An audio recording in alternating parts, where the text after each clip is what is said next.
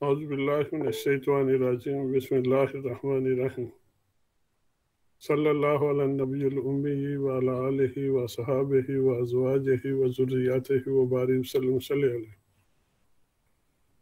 معزز ناظرین و سامعین کرام، السلام علیکم ورحمۃ اللہ وبرکاتہ۔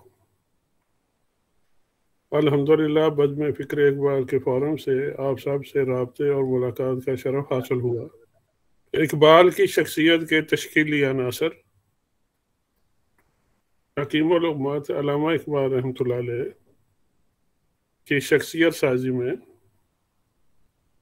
وہ کون سے عناصر ہیں جنہوں نے بنیادی کردار ادا کیا کہ انہیں علامہ کا خطاب بھی ملا، سر کا خطاب بھی ملا، حکیم الامت بھی ٹھہرائے گئے، اور روز بروز ان کے افکار جو ہیں مقبولیت حاصل کر رہے ہیں۔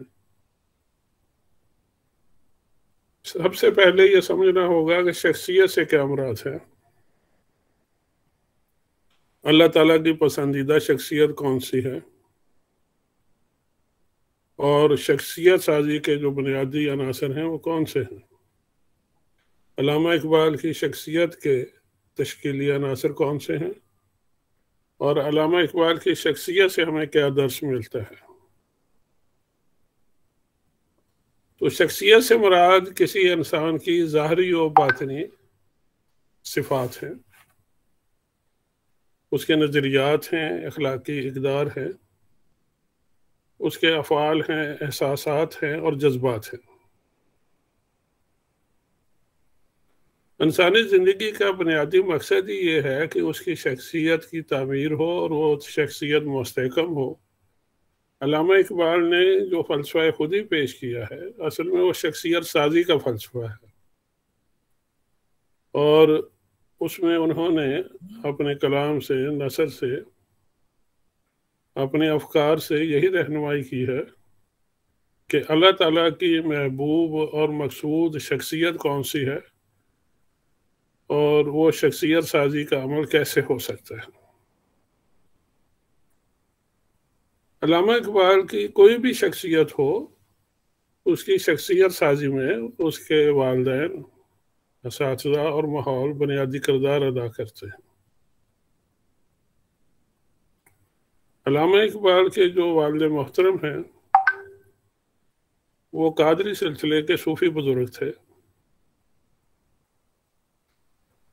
علامہ اقبال ان سے بہت متاثر تھے، انہیں اپنا مرشد مانتے تھے، اور انہوں نے اپنے والد محترم کے حوالے سے نہایت ادب سے، احترام سے انہوں نے بہت سی باتوں کا ذکر کیا۔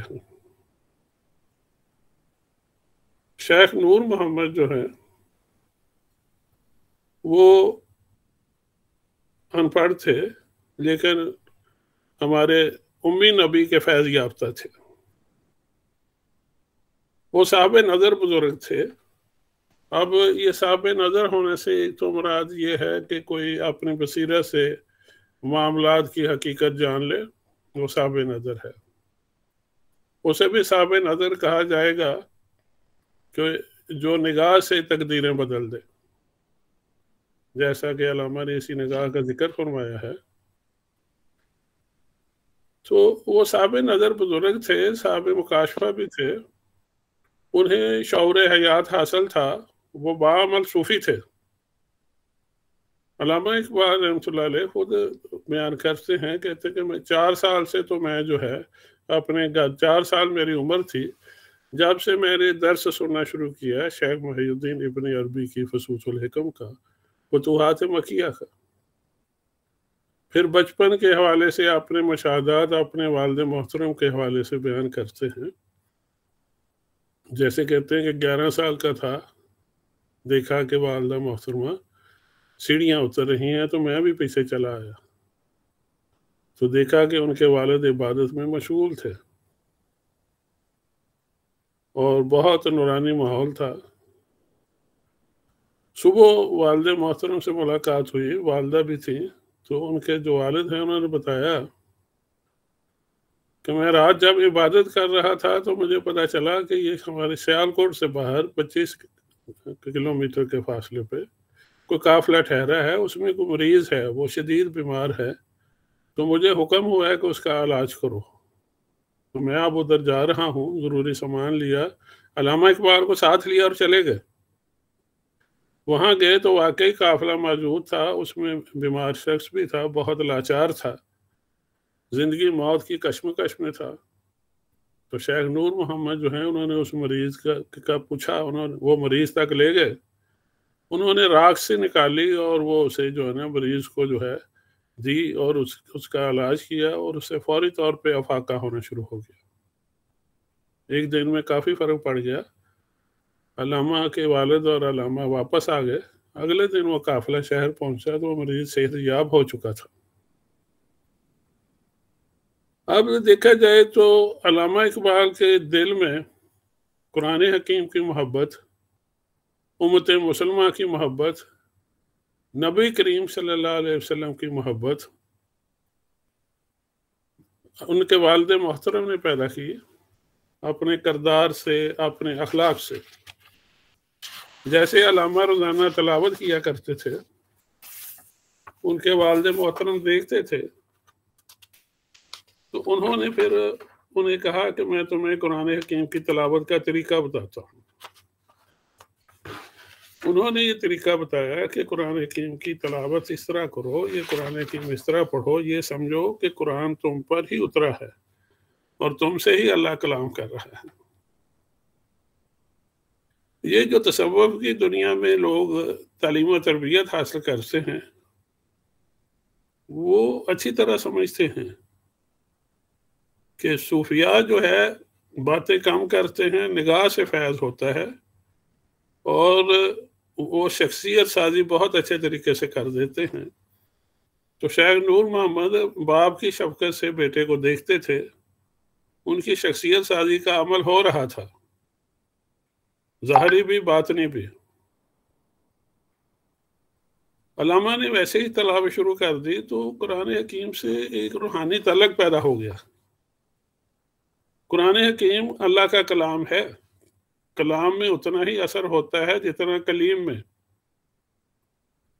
تو اللہ زندہ ہے، حی قیوم ہے، تو اللہ کے کلام میں بھی زندگی بخشنے کی صلاحیت ہے، اس میں وہ تمام صفات باری تعالیٰ جو ہیں ان سے فیض رسانی کی اللہ نے قدرت اور طاقت رکھی ہے۔ تو علامہ کو قرآن حکیم سے اتنا گہرا تعلق اور روحانی تعلق ہو گیا کہ جو بھی سوچتے تھے، جو بھی افکار مسائل ہوتے تھے، انہیں ان کا حل قرآن حکیم سے مل جاتا تھا۔ اب ان کے والد محترم نے اسی طرح ان میں حب نبوی پیدا کی، اللہ کے رسول کا عشق پیدا کیا۔ مثلا علامہ اقبال اپنے رموز بے خودی میں واقعہ بیان کرتے ہیں کہ کوئی سائل آیا، بار بار مانگ رہا تھا، علامہ کو طیش آیا، اسے 2-3 تھپڑ مار دیا۔ اس فقیر کے گداگر کی جولی میں جو کچھ بھی تھا زمین پہ گر گیا۔ ان کے والد محترم کو اس حرکت کا پتہ چلا تو بہت پریشان ہوئے، آزردہ ہوئے، رونے لگے۔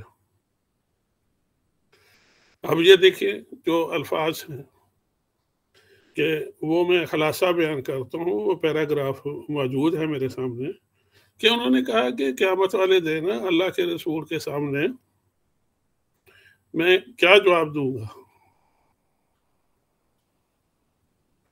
تو یہ دیکھیں کہ حب نبوی ان کے دل میں کیسے پیدا کی گئی۔ اب دیکھیں جب تربیت ہو گئی تو ان کے والد ایک دن کہنے لگے، میں تمہاری تربیت کا تم سے معاوضہ چاہتا ہوں۔ اب علامہ نے کہا جی وہ کیا معاوضہ ہے؟ تو انہوں نے کیا کہا شیخ نور محمد نے کہ ملت کی خدمت کرو، امت مسلمہ کی خدمت کرو۔ تو علامہ نے کلام لکھنا شروع کر دیا، لوگوں کو تعلیم دینا شروع کر دی۔ تو ان کے والد بہت خوش ہوئے، اور جب ان کے والد مرض الموت میں مبتلا تھے، علامہ انہیں دیکھنے آئے تو ان سے پوچھا کہ کیا میں نے جو آپ سے وعدہ کیا تھا میں نے پورا کیا؟ تو انہوں نے شہادت دی کہ تم نے میری محنت کا معاوضہ ادا کر دیا۔ علامہ کی شخصیت پہ جو ہے، شخصیت سازی میں ان کے والدین نے بنیادی کردار ادا کیا۔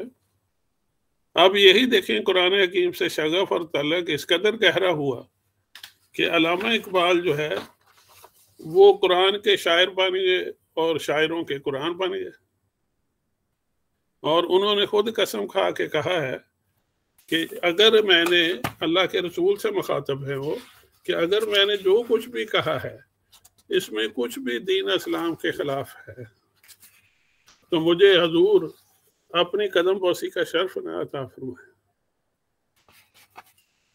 تو علامہ اقبال خود فرماتے ہیں، انہوں نے اس بات کا اقرار کیا ہے، وہ اپنے والد کو مرشد کہہ کے بلاتے تھے، وہ کہتے تھے ہزار کتب خانے ایک طرف اور باپ کی نگاہ شفقت ایک طرف۔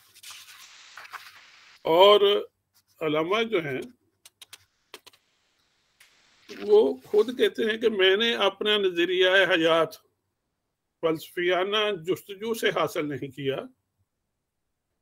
زندگی کے بارے میں ایک مخصوص زاویہ نگاہ ورثے میں مل گیا تھا، بعد میں نے عقل و استدلال کو اسی کے ثبوت میں صرف کیا ہے۔ اب علامہ خود اقرار فرما رہے ہیں کہ مجھے گھر سے، ماں کی گود سے، اپنے والد محترم سے شعور حیات حاصل ہو گیا تھا، وہ نگاہ حاصل ہو گئی تھی جو شے کی حقیقت کو دیکھ سکتی ہے، وہ ذوق شوق حاصل ہوا تھا جس نے مجھے اللہ تعالیٰ کا بندہ بنا دیا، اللہ کے رسول سے محبت اور عشق کے جذبات مجھے عطا ہو گئے تھے، ان سے نسبت روحانی قائم ہو گئی تھی بچپن میں ہی۔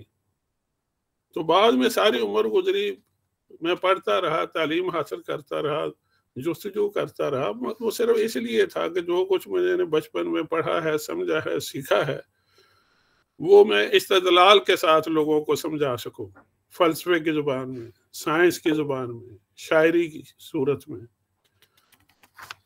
تو علامہ اقبال رحمۃ اللہ علیہ کے والدین کے بعد جو ہے انہیں اساتذہ بھی بہت اچھے ملے۔ یہاں ایک بات کا ذکر کرنا بہت ضروری ہے کہ ہم سورۃ فاتحہ ہر نماز میں پڑھتے ہیں، ہر رکعت میں پڑھتے ہیں، جہاں اللہ تعالیٰ نے اپنا تعارف کروایا اور روز جزا کا ذکر فرمایا، وہاں اللہ نے اپنے نیک بندوں کا تعارف کروانا بھی ضروری سمجھا، بلکہ اللہ تعالیٰ نے تعلیم دی ہے کہ ان کے حوالے سے دعا مانگو، ان کے راستے پہ ہدایت چاہو، اہدنا الصراط المستقیم صراط الذین انعمت علیہم۔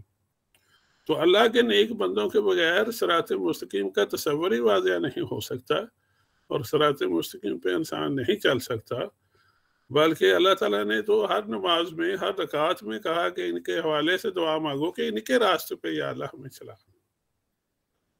تو جو اللہ کے نیک بندے ہیں، اللہ تعالیٰ انہیں ایسی نعمتیں عطا فرماتے ہیں جن کا تصور نہیں کر سکتا بندہ۔ شیخ نور محمد چونکہ نیک آدمی تھے، ان کی جو زوجہ محترمہ ہیں علامہ اقبال کی والدہ، وہ بھی خدمت خلق کا بہت جذبہ رکھتی تھی، لوگوں کے مسائل حل کرتی تھی، ان کی مدد کرتی تھی۔ تو اللہ تعالیٰ نے انہیں علامہ اقبال کی صورت میں ایک عظیم شخصیت کی نعمت عطا فرمائی۔ جیسا کہ انہوں نے خواب دیکھا کہ ایک سفید کبوتر ہے، بلندیوں پہ جا رہا ہے، نیچے آ رہا ہے، بہت سے لوگ دعا مانگ رہے ہیں اور بڑے شوق سے جولیاں پھیلائے بیٹھے ہیں کہ یا اللہ یہ جو نیک روح ہے ہماری جولی میں ڈال دے۔ تو آخر وہ علامہ کی والد محترم کی گود میں وہ کبوتر اتر آیا، اور انہوں نے یہی تعبیر لی کہ مجھے اللہ نے اقبال کی صورت میں بلند اقبالی عطا فرمائی ہے۔ علامہ اقبال کو پھر اللہ تعالیٰ کے فضل و کرم سے جو اساتذہ ملے، علامہ اقبال نے بہت سے مغربی اور مشرقی حکماء سے استفادہ کیا، اس کا انہوں نے خود بھی ذکر فرمایا ہے۔ جیسے 1910 میں علامہ اقبال تحریر فرماتے ہیں، وہ کہتے ہیں میں اعتراف کرتا ہوں کہ میں نے ہیگل، گوئٹے، مرزا غالب، عبد القادر بیدل، ورڈزورتھ سے بہت کچھ استفادہ کیا ہے۔ ہیگل اور گوئٹے نے اشیاء کی باطنی حقیقت تک پہنچنے میں میری رہنمائی کی۔ اب دیکھیں، ہیگل گوئٹے مسلمان تو نہیں تھے، لیکن انہوں نے بات نہیں حقیقت تک پہنچنے میں میری رہنمائی کی۔ بےدل اور غالب نے مجھے یہ سکھایا کہ مغربی شاعری کی اقدار اپنے اندر سمو لینے کے باوجود اپنے جذبے اور اظہار میں مشرقیت کی روح کیسے زندہ رکھوں، اور ورڈزورتھ نے زمانہ طالب علمی میں مجھے دہریت سے بچا لیا۔ تو علامہ نے بہت سے مشرقی اور مغربی حکماں سے استفادہ کیا، لیکن ان کے اساتذہ نے جو بنیادی کردار ادا کیا اور تعلیم دی اور تربیت دی، اس سے انہیں زندگی بھر فائدہ ہوا اور ان کی راہیں آسان ہو گئیں اور انہیں حقیقی شعور حیات حاصل ہو گیا۔ جس میں بہت سے اساتذہ ہیں، حکماں ہیں، صوفیہ ہیں، میں ان کے سب کے نام ہی لوں تو وقت گزر جائے گا آج کے لیکچر کا۔ تو اختصار کے طور پہ میں سید میر حسن کا ذکر کرتا ہوں۔ سید میر حسن نے بھی علامہ اقبال کی شخصیت سازی میں بنیادی کردار ادا کیا۔ لٹریچر سے علامہ میں محبت پیدا کی، انہیں عربی فارسی کی تعلیم دی، انہیں اعلیٰ اخلاق کی تعلیم دی، ذوق عبادت بھی ان سے ملا، والد سے بھی ملا، اور سید میر حسن جو ہے عبادت گزار تھے اور اعلیٰ اخلاق کے مالک تھے۔ اور علامہ اقبال بھی اپنے استاد کا بہت احترام کرتے تھے۔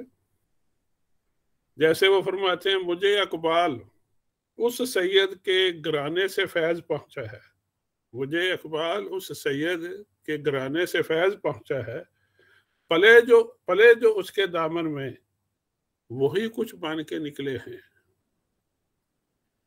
یہی میر حسن تھے کہ جب علامہ کو سر کا خطاب پیش کیا گیا تو انہوں نے کہا، میرے استاد، انہوں نے کہا آپ کے استاد کا کارنامہ کیا ہے، خدمات کیا ہیں؟ کہتے ہیں میں ہوں، میں ان کی زندہ کتاب ہوں۔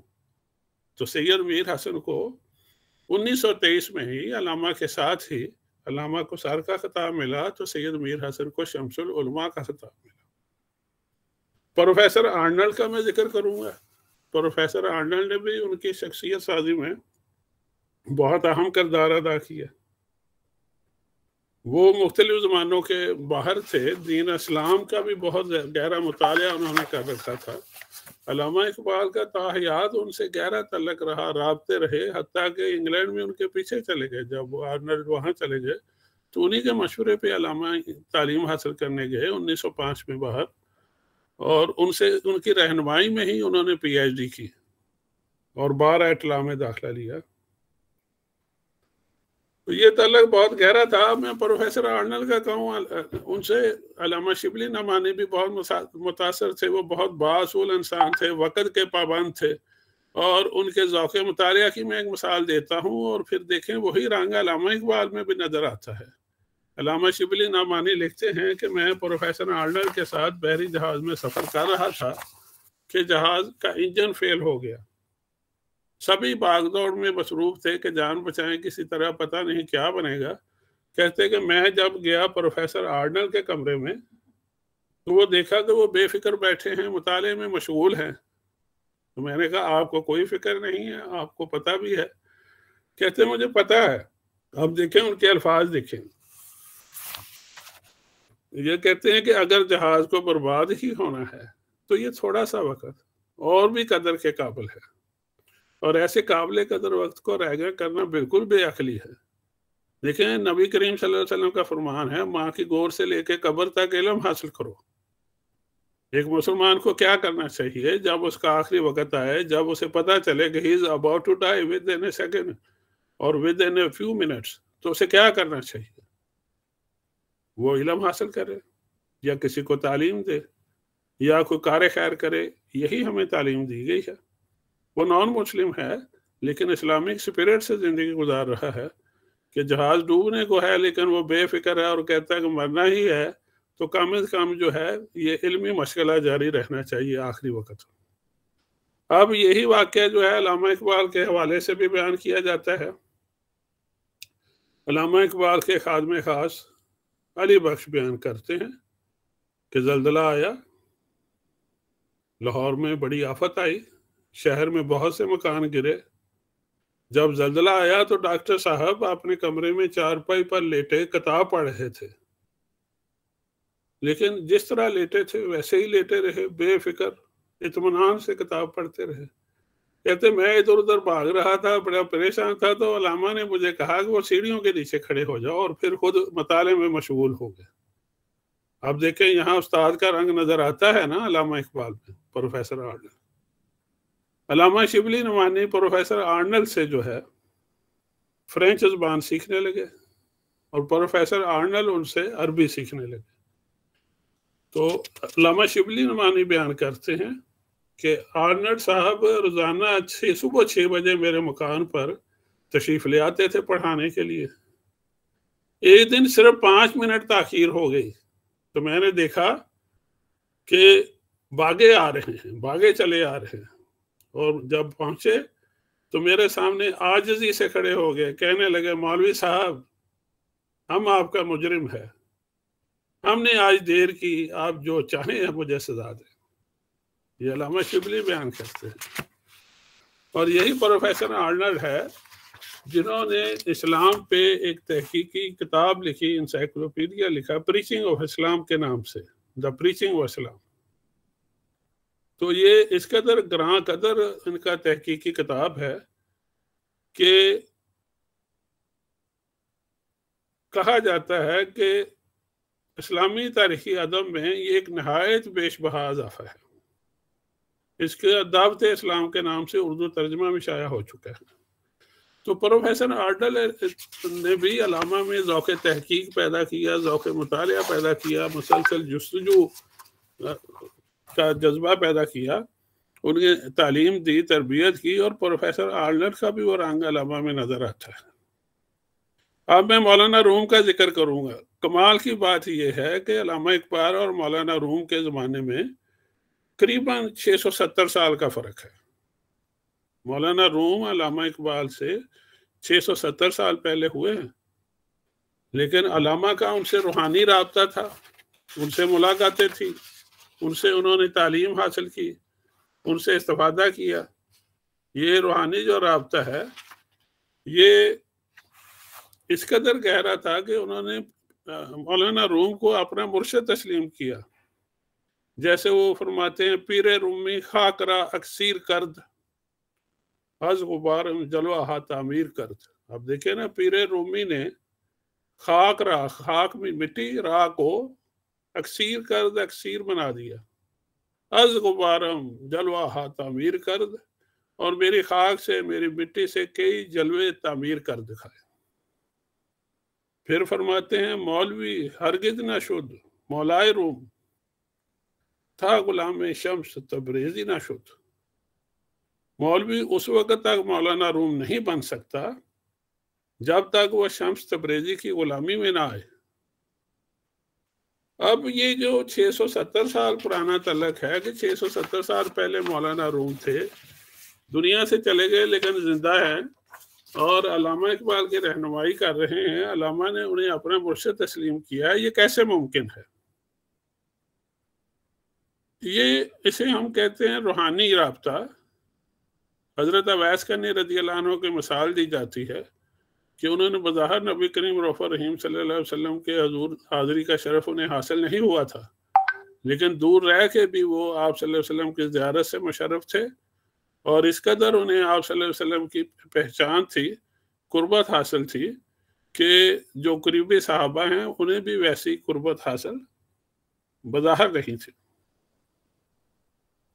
تو اسے کہتے ہیں اویسی طرز پہ فیض، ڈسٹنس لرننگ جسے کہہ لیں۔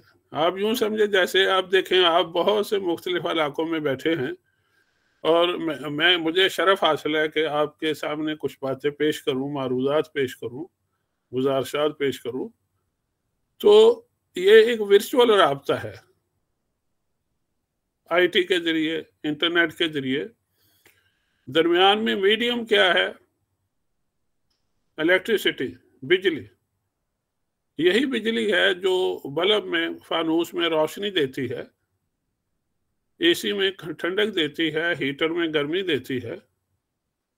یہی جو ہے اب آواز بھی بن رہی ہے، امیج بھی بن رہی ہے، اور یہی آواز اور امیج آپ تک پہنچ رہا ہے، اور آپ کے امیجز آوازیں مجھ تک پہنچ رہی ہیں۔ تو یہ ہم ایک دوسرے کو ورچولی دیکھ رہے ہیں، ایک دوسرے کے عکس دیکھ رہے ہیں لیکن لائیو دیکھ رہے ہیں. تو یہ ایک سسٹم آف نالج ہے جسے ہم کہتے ہیں آئی ٹی، انفارمیشن ٹیکنالوجی کا علم. ٹیکنالوجی کیا ہے؟ پریکٹیکل اپلیکیشن آف سائنس ہے. یعنی جو تحقیقی علم آپ کو حاصل ہے، جب آپ اس پہ عمل درآمد کریں اور اس سے فائدہ اٹھائیں تو اسے ٹیکنالوجی کہتے ہیں. تو آئی ٹی سے مراد انفارمیشن ٹیکنالوجی ہے. اس کی بہت سی مثالیں دے سکتا ہوں. تو جس طرح آئی ٹی کا جو ماہر ہے وہ اچھی طرح یہ بات سمجھ سکتا ہے کہ یہ کس طرح رابطے ہوتے ہیں، کس طرح رابطے کیے جا سکتے ہیں، کس طرح میسج کنوے کیا جا سکتا ہے، میسج ٹیکسٹ میں جائے یا وائس میں جائے یا ویڈیو ہو، یہ سارا اسے تصرفات حاصل ہو جاتے ہیں. اسی طرح جو درویش بزرگ سیدھا خلوص سے روحانی تعلیم و تربیت حاصل کرتے ہیں، وقت کے ساتھ ساتھ انہیں یہ ایکسیس مل جاتا ہے، رسائی مل جاتی ہے، جسے ہم تصوف کی زبان میں تصرفات کہتے ہیں. تو یہ تصرفات جو اس راہ پہ چلتے ہیں، جن کے اس طرح کے رابطے ہیں، وہ اچھی طرح جانتے ہیں. اور اگر کسی نے یہ جاننا ہو، سمجھنا ہو، تو اسے چاہیے یہ علم حاصل کرے اور خود جان لے. اس کی مثال دوسری طرح یوں دیتا ہوں میں. فرض کریں آپ اور میں، ہم آج سے جو ہے نا 100 سال پرانے زمانے سے تعلق ہے. ہمیں کسی طرح اس زمانے کی خبر مل جائے کہ یوں رابطے، ایک بندہ بیٹھے سینکڑوں ہزاروں لاکھوں لوگوں سے رابطے میں ہے، وہ سینکڑوں ہزاروں لاکھوں لوگ اسے دیکھ رہے ہیں، اس کی بات سن رہے ہیں، انسٹنٹلی، فوراً یہ بات سب تک پہنچ رہی ہے اور فی الحقیقت پہنچ رہی ہے. تو وہ نہیں مانے گا، وہ کہے گا یہ مجذوب ہے، پاگل ہے، ایسا ممکن ہی نہیں. چونکہ اس وقت ہمیں جو ہے فکری خلا ہی اس قدر تھا کہ ہمیں اس کی تفہیم ہی نہیں تھی، کمپیوٹر سائنس کی، آئی ٹی کی. تو اب ہم مانتے ہیں سبھی کی جیب میں موبائل ہوتا ہے، سبھی کمپیوٹر کا استعمال جانتے ہیں، کم از کم میسیجنگ یا audio video message, online lecture, اس طرح کی باتیں تو اب زیادہ تر لوگ سبھی تقریباً جانتے ہیں. تو یہ روحانیت بھی اسی طرح کا علم ہے. اس کا بھی جس طرح یہ ہماری انفارمیشن ٹیکنالوجی کا تعلق الیکٹرک کرنٹ سے ہے، جتنی بھی کمپیوٹر سائنس میں لینگویجز ہیں، اپلیکیشنز ہیں، ان کی بیس ہے 0 اور 1 لینگویج. 0 اور 1 سے مراد نفی اثبات ہے، نفی اثبات سے مراد کلمہ طیبہ ہے. ایک کرنٹ ہے، ایک برقی طاقت ہے، جس سے ہم اپنی انٹیلیجنس سے، ذہانت سے کوئی گفتگو کرتے ہیں، انسٹرکشن اسے دیتے ہیں، تو وہ الیکٹرک سرکٹ جو ہے وہ یہ کام سارے کر دکھاتا ہے. یوں سمجھیں اگر الیکٹرک کرنٹ کی جگہ پہ ہم اللہ نور السماوات والارض، اللہ نور ہے آسمانوں اور زمین کا، اس کا کچھ فہم حاصل کر لیں، تو وہی نور جو ہے کائنات میں انفارمیشن کنوے کرنے کا ایک ذریعہ ہے. اور اس سے جو علم حاصل ہوتا ہے اسے ہم علم تصوف، علم روحانیت کہتے ہیں، اسے باطنی علم کہتے ہیں. اور اسی علم کا جو ذکر ہے علامہ اقبال نے جا بجا اپنی شاعری میں فرمایا ہے، اور اس کے لیے بہت سے اشعار ہیں. جیسے یہ عقدے کیسے کھولتے ہیں، علامہ نے فرمایا ہے: تیرے ضمیر پہ جب تک نہ ہو نزول کتاب، گرا کشا ہے نہ راضی نہ صاحب کشاف. یہ کہہ رہے ہیں کہ تمہارے دل پہ جب قرآن حکیم کا نزول ہوگا تو تم پہ یہ سارے راز کھولنا شروع ہو جائیں گے. اور علامہ اقبال رحمۃ اللہ علیہ نے یہ صرف جو ہے ظاہری تعلیم و تربیت کا ذکر نہیں کیا، انہوں نے باطنی تعلیم و تربیت کی طرف بھی توجہ دلائی ہے. ان کے جو انگریزی خطبات ہیں اس کے دباچے میں انہوں نے ذکر کیا ہے کہ روحانی تعلیم و تربیت کے بغیر انسان کی شخصیت مکمل نہیں ہو سکتی. لیکن آج کے دور کا انسان جو ہے وہ اس قدر مادہ پرست ہو چکا ہے کہ جب اس سے روحانیت کا ذکر کیا جائے یا روحانی مظاہر کا، تو وہ ماننے کو تیار نہیں ہے، اور وہ صلاحیت بھی نہیں رکھتا کہ یہ باتیں سمجھ سکے. پھر علامہ نے اپنے جو خطبات ہیں، پہلا خطبہ، دوسرا خطبہ، اس میں انہوں نے یہی جو روحانی مشاہدات ہیں، روحانی ادراک ہے، ان کا ذکر کیا ہے اور اسے ضروری قرار دیا ہے. تو چونکہ شخصیت سازی کی بات ہو رہی ہے، علامہ کی شخصیت کے جو عناصر ہیں ان کا، تو اس حوالے سے مجھے اس کا ذکر کرنا پڑا کہ علامہ اقبال کی شخصیت میں نہ صرف وہ شخصیات جو کہ موجود ہیں اور سامنے تھی، ان کے زمانے کی تھی، انہوں نے کوئی بلا واسطہ کردار ادا کیا، بلکہ ایسی شخصیات جنہیں ان سے بعد زمانی تھا، جیسے مولانا روم ہے، انہوں نے بھی ان کی شخصیت سازی میں اہم کردار ادا کیا کہ علامہ نے انہیں اپنا مرشد قرار دیا۔ اب علامہ اقبال کے والدین کے ذکر کے بعد، ان کے اساتذہ سید میر حسن، پروفیسر آرنلڈ کے ذکر کے بعد، مولانا روم کے ذکر کے بعد، اب میں اپنے اس موضوع کو کنکلوڈ کرتا ہوں اور علامہ اقبال کی شخصیت سازی کے جو بنیادی عناصر ہیں ان کے بارے میں نے جو عرض کیا ہے اسے سم اپ کرتا ہوں۔ تو علامہ اقبال کی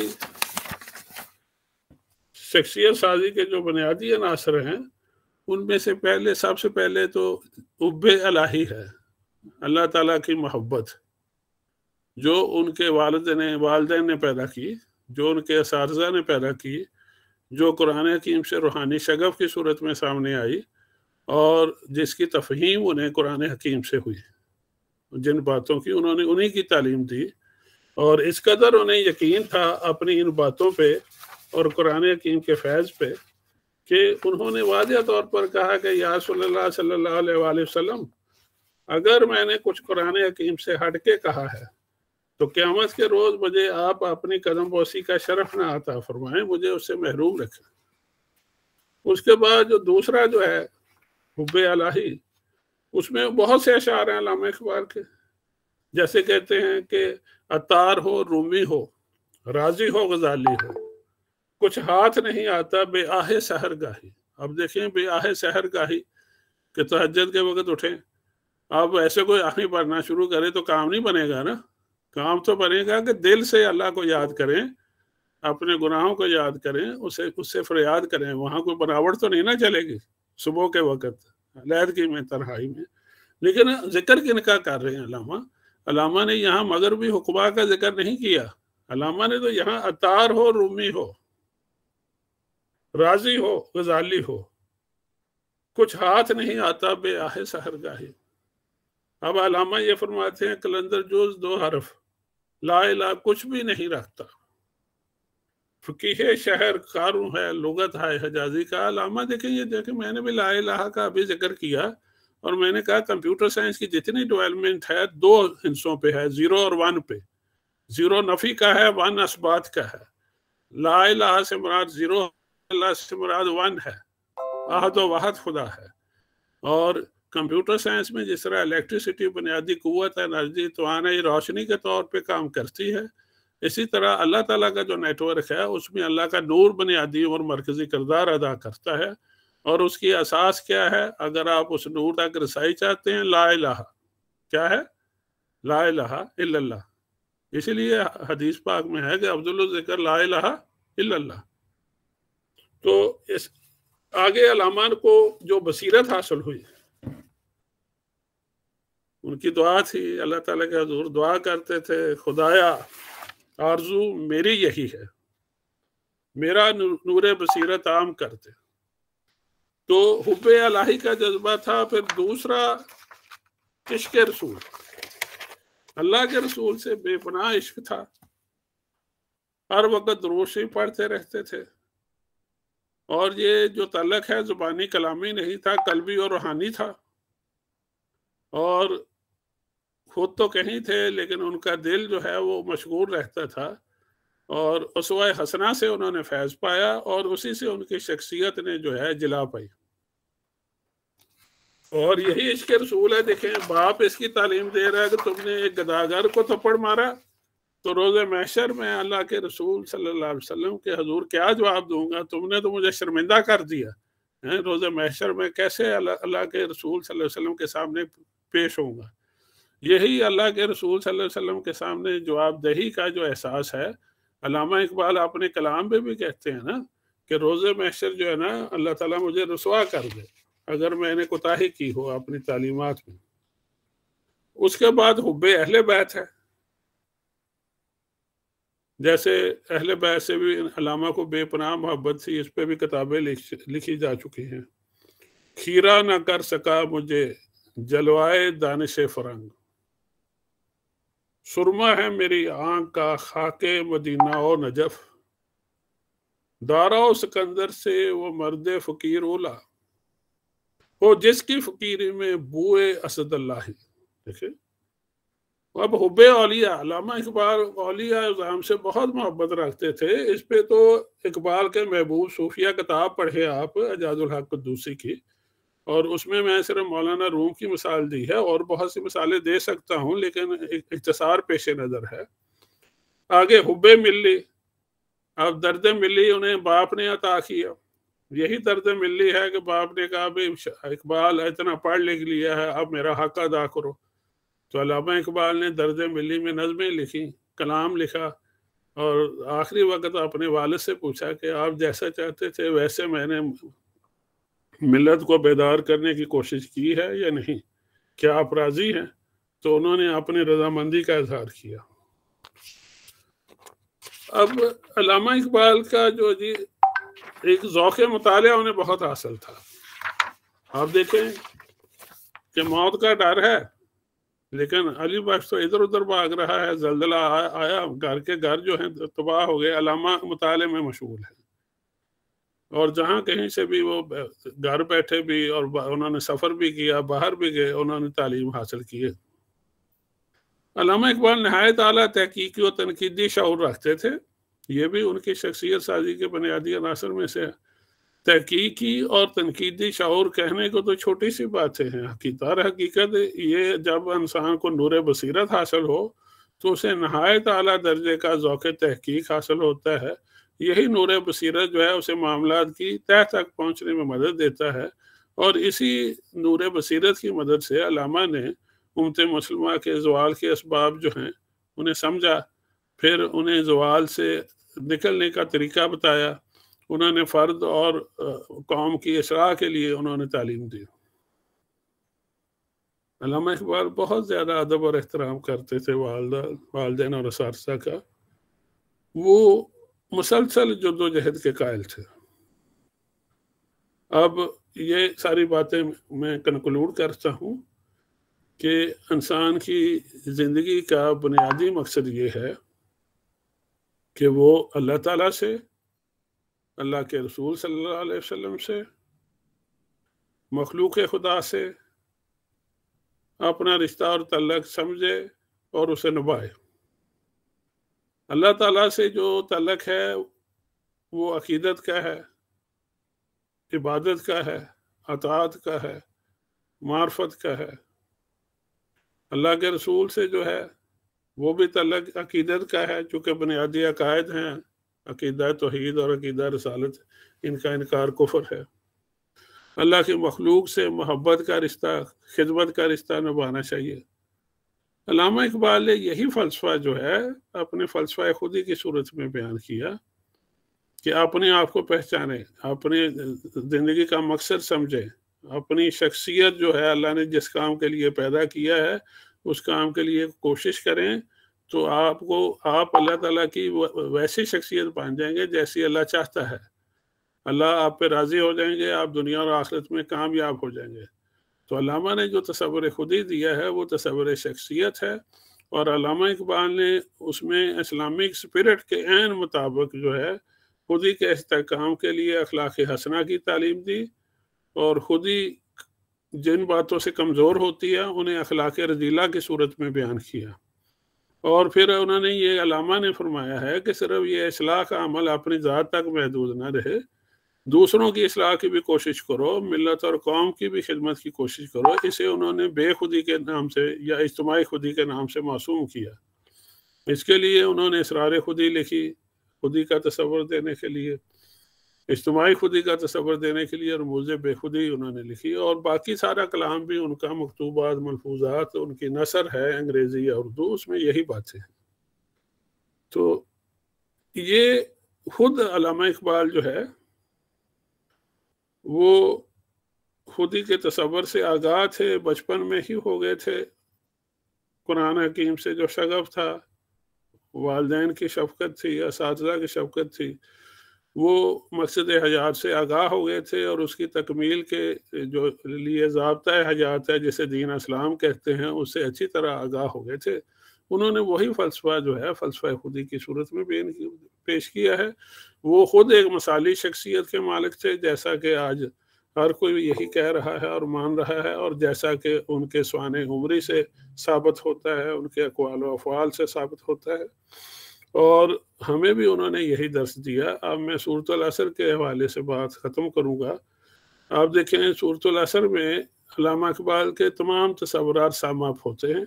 انہوں نے یہ سارے تصورات سمجھے کہ قرآن حکیم سے یقیناً لیے ہیں، اور انہوں نے تو ایک اور آیت کا حوالہ دیا جس میں انفسکم علیکم، کہ تم پر تمہارے نفس کا حق ہے، لیکن اس سے زیادہ واضح مجھے سورۃ العصر میں ان کا پیغام نظر آتا ہے کہ والعصر ان الانسان لفی خسر، وسر زمانے کی قسم، ٹائم کی قسم، زمان کی قسم، زمان جو مسلمانوں کے لیے زندگی اور موت کا مسئلہ ہے، اللہ تعالیٰ قسم کھائے فرما رہے ہیں ان الانسان لفی خسر، انسان خسارے میں۔ آپ انسان سے مراد انسانی شخصیت لے لیں، انسانی خودی لے لیں۔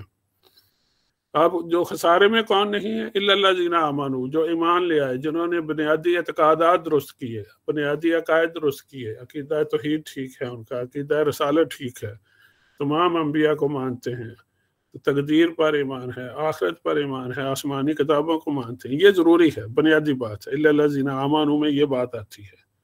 پھر اس کے مطابق انہوں نے عبادات کی، اپنے معاملات درست کیے، اپنے اخلاق بہتر کیے، اس کے مطابق انہوں نے مخلوق خدا سے برتاؤ کیا، تو وہ خسارے میں سے نکل آئے ہیں، لیکن ابھی بھی نہیں نکلے پورے طور پہ۔ الا الذین آمنوا وعملوا الصالحات، یہ تو ہے کہ ایمان اور عمل دونوں اکٹھے ہو گئے، لیکن آگے پھر انہوں نے یہ جو اصلاح انہیں ملی، ہدایت ملی، اپنی ذات کی حد تک محدود نہیں رکھی۔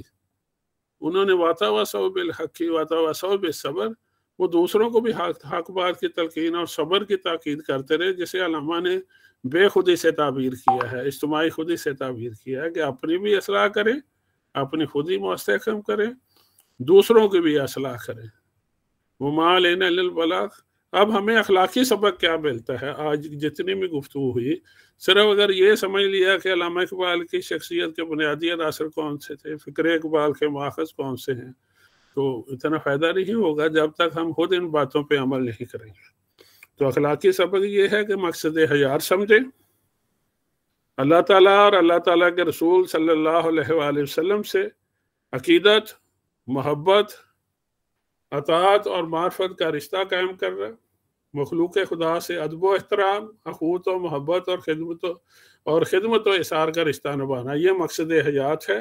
اسے ہمیں پیش نظر رکھنا چاہیے، اور اس کی تکمیل کے لیے وقت ہمیں مشغول رہنا چاہیے۔ آگے دوسرا یہ ہے کہ ہمیں چاہیے کہ اس مقصد کے حصول کے لیے اللہ تعالیٰ اور اللہ کے رسول صلی اللہ علیہ وسلم سے اپنا رشتہ اور تعلق مضبوط سے مضبوط تر بنائیں۔ روزانہ قرآن حکیم کی تلاوت کریں، ترجمہ پڑھیں، اسے سمجھیں، اس پہ غور و فکر کریں، اور اسے قلبی اور روحانی تعلق قائم کریں، اور اپنے عمل سے اس کی تصدیق کریں، اور سیرت نبوی کا مطالعہ کریں۔ ہمارے لیے اسوہ حسنہ ہے آپ صلی اللہ علیہ وسلم کی ہستی، اور اسے جاننا سب سے زیادہ ضروری ہے، اور اس پہ جو بھی عمل کرے گا، فالو کرے گا، اس کی شخصیت سازی ہوگی، شخصیت کی تعمیر بھی ہوگی، تکمیل بھی ہوگی۔ نماز پنجگانہ اور نماز تہجد پابندی سے ادا کریں۔ علامہ بھی تاکید فرماتے ہیں کہ نمازیں ہم نہ پڑھیں، تہجد ادا نہ کریں، مخلوق خدا کی خدمت نہ کریں، نہ اپنے آپ کو پہچانے، نہ دوسروں کو پہچانے، تو اس سے تو زندگی کا مقصد پورا نہیں ہوگا، صرف باتیں ہی رہ جائیں گی، پھر عمل سے ان کی تصدیق نہیں ہوگی۔ تو سورۃ العصر میں تو ہے کہ پھر خسارہ ہی خسارہ۔ روزانہ ذکر و فکر اور عبادت کے لیے وقت مخصوص کریں، تعداد مقرر کریں، باقاعدگی سے کلمہ طیبہ، درود و سلام اور استغفار کا ورد کریں، مطالعے کی عادت بنائیں، تحقیقی اور تنقیدی شعور اپنائیں، غور و فکر سے نتائج اخذ کریں، ہر روز نئے عزم کے ساتھ اپنی اور دوسروں کی اصلاح اور فلاح کے لیے مصروف عمل ہو جائیں۔ ہر لحظہ ہے مومن کی نئی شان نئی، آخری سانس تک اس کے لیے کوشاں رہیں۔ بچوں سے، بزرگوں سے اپنے فاصلے کم کریں، اپنے گھروں پہ توجہ دیں، اپنے ماحول پر توجہ دیں، اپنے بچوں کو پیغام اقبال سے آشنا کریں، یہ اس وقت کی سب سے بڑی ضرورت ہے۔ اساتذہ اور والدین کا احترام کریں، ان کے پاس بیٹھا کریں، ان سے مشورے کرتے رہیں اور رہنمائی حاصل کرتے رہیں۔ وما علینا الا البلاغ۔